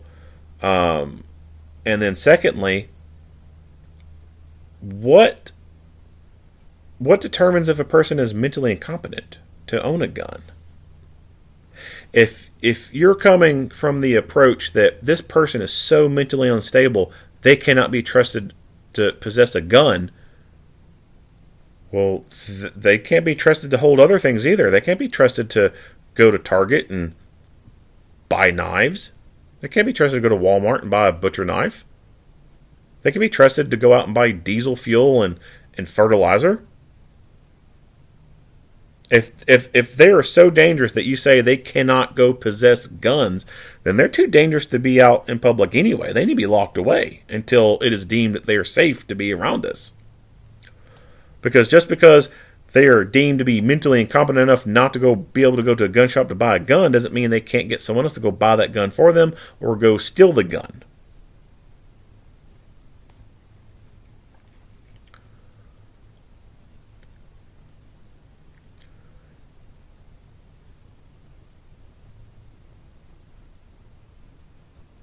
And when you start getting into what makes a person mentally incompetent, well, does PTSD, just a general blanket of PTSD, make a person incompetent? Well, that's not fair. Plenty of people got PTSD. They don't go out and kill people like this. Lots of firefighters, lots of EMTs, lots of police, lots of military, lots of nurses have PTSD. Should they now be disbarred from owning guns? No. Other quote-unquote mental health issues. It could be very vague and be able to be stretched far and include a bunch of people and victimize a lot of people by stripping away their rights because it's so vaguely worded or because it encompasses so many things. Or it can be very specific. And again, when it gets to being a very specific thing, if that person has not truthfully admitted to certain things, or there are certain observable things that can be documented to prove that the person is in fact crazy, then it's still something that is not going to effectively work. Talking about universal background checks, yada, yada, yada. Background checks are already done on people who go to a gun shop and buy guns. Now, people will bring up what they call the loophole, the gun show loophole. If you go to a gun show and you operate a business of selling guns, you still have to have a freaking FFL license. You still have to do the NICS check. So people incorrectly think that if you go to a gun show and there's people setting up tables and they're selling guns and there's no background checks going on. That's not the case. They're running a gun business. They're making profit off guns as a source of income, repeated source of income. So they fall under the guidelines of having to have an FFL. And if not, the ATF will swoop in there and get them. And the ATF has been on it. They go and get people for the tiniest little FFL things. Now, in some states you have person-to-person transactions, private sales. So here in Kentucky, if I wanted to sell a gun to my brother, I could go sell a gun to my brother, and I not have to do a NICS check or anything like that. If I wanted to get on social media and say, hey, I have this thing for sale, and someone said, hey, I like that thing, I want to buy it, and I meet them in a parking lot somewhere and sell it to them, that's legal for me to do. And that is what some people will harp against on the loophole. I think that it would be a good idea for the federal government to open up NICS checks to the general public. Because there's been times where in the past that I had a gun that I wanted to sell, but no one I knew wanted it, and I did not feel 100% comfortable just selling it to a random person because I had no way of searching them. I had no way of knowing if the person was a felon or not. So I ended up taking it back to a gun store to sell it, and when you do that, you don't get as good of a profit off of it as you would in a private sale. So I think that if you opened up the NICS check to the general public so they could call in and verify that the person they're selling it to is not a felon or something like that, then that would be great. But they don't do that. It's only for gun dealers to call in and access. And that's something that I think that right now Biden could do. He could say, hey, we're going to open up the NICS check for the general public to be able to call in. But he has not done that. If there is one gun law that I think that could help with quote-unquote lowering the gun violence, which gun violence is a term that's made up by anti-gun people, and I hate using it, but it's such a frequently used term that, I have to reference it because that's what's being referenced in the news. You don't see people talking about hammer violence, screwdriver violence, hand and feet violence, sword violence, car violence, any of that. So that's how you know that gun violence is an anti-gun crowd made-up term. But I digress. To lower that overall number, you have to look at what is driving that number. And that is your street thugs. They're the ones who are shooting each other on the block. So, case in point, Louisville being super lenient on all their criminals up there, giving them slap on the wrist, etc. If they locked away the normal criminals up there, the repeat offenders up there, the persistent felony offenders up there, the violent ones up there, if they locked them away for the maximum amount of time, I really do believe that you would see a drop in gun violence. Because the bad actors up there, they wouldn't be on the streets doing shit. They'd be inside the jail and prison.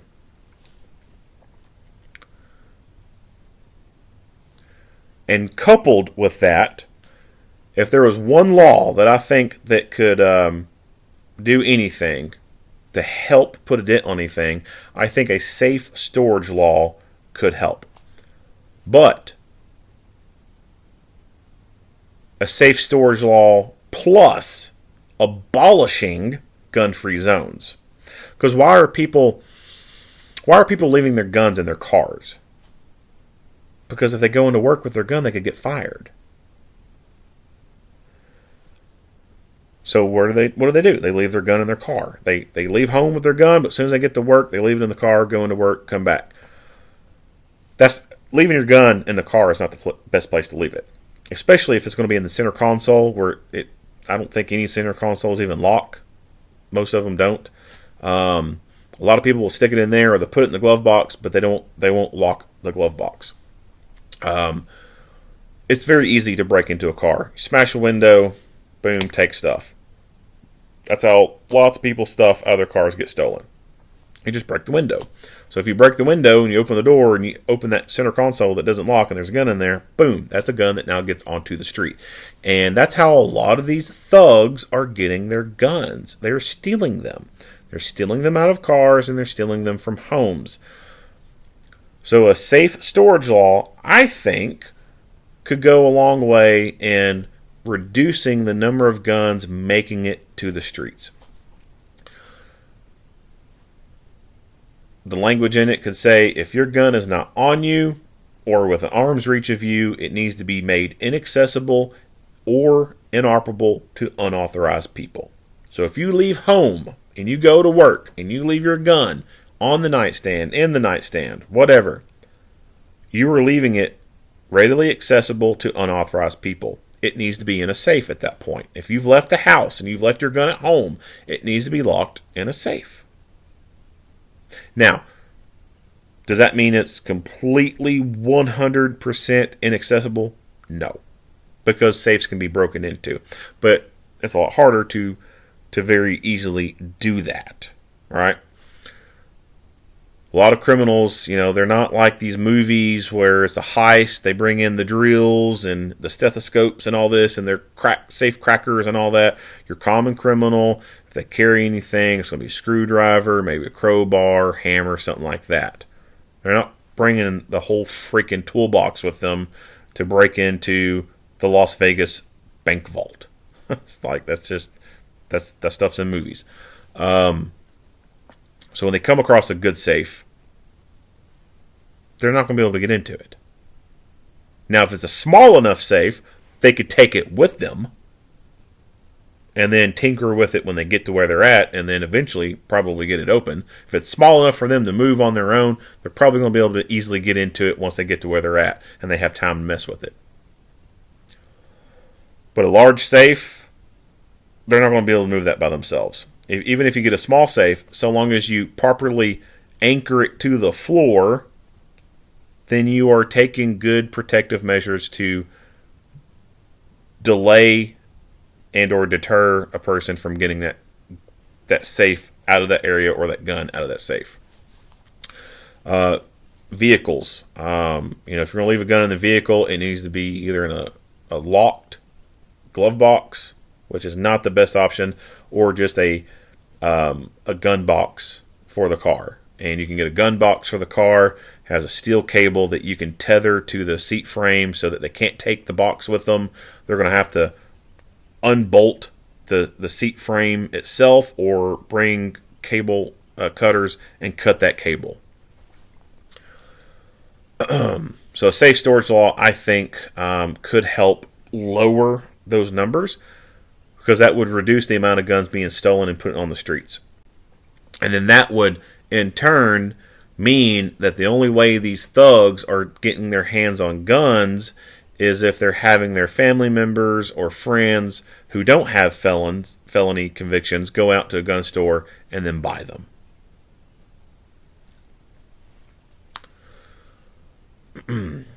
So, safe storage law, abolish gun-free zones, make it unlawful for a business to discipline or terminate a person or do anything against a person because they want to carry a life safety tool. Like, if you work at Walmart, Walmart should not be able to discipline you or terminate you because you want to carry concealed.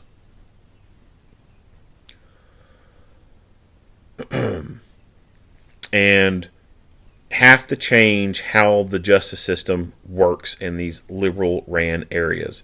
Gotta stop babying the criminals. You gotta stop giving little slaps on the wrist to your serious offenders. There are people who have been arrested so many times throughout their life, you can see the progression of their aging through their mugshots. You can watch them from juvenile to mid-adult. You can watch them as they grow through their mugshots. And they have serious charges, but yet they are still walking among us. Even people who don't have that long of a rap sheet, but they still have some serious charges, they don't spend a whole lot of time locked up. That needs to change. Violent criminals need to be locked away for a very long period of time. So you take those things, combine them together, and that will, in my opinion, reduce the overall gun violence statistics that this crowd likes to throw out there. Now, when you talk about the gun violence statistics, they also like to throw in justified shootings in those statistics. So when a police officer has to use deadly physical force to protect themselves, that gets thrown into that statistic. When a homeowner or a private citizen has to use deadly physical force to protect themselves, that gets thrown into gun violence statistics. When a hunter does not do things properly when crossing a fence or climbing up a hunting stand, and there's a negligent discharge of their firearm, and they're injured and they're killed, that gets thrown into gun violence numbers. When a person unsubscribes from life by using a gun, that gets thrown into the statistic of gun violence. And when they talk about the gun violence, they describe it and make you think that it's people going out shooting each other with guns and it's Wild West kind of stuff. And that's not the case at all. Yeah, I mean, your street thugs are doing that, but it's mostly just street thug on street thug. It's not like street thugs going out shooting the managers of Walmarts just for the hell of it. It's street thug shooting another street thug because of a bad drug deal, because baby mama stuff, whatever.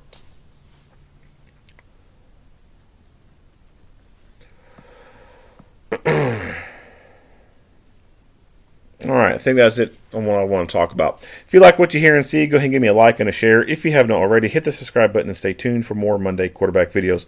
Earl Henderson, Primordial Defense, thank you for watching.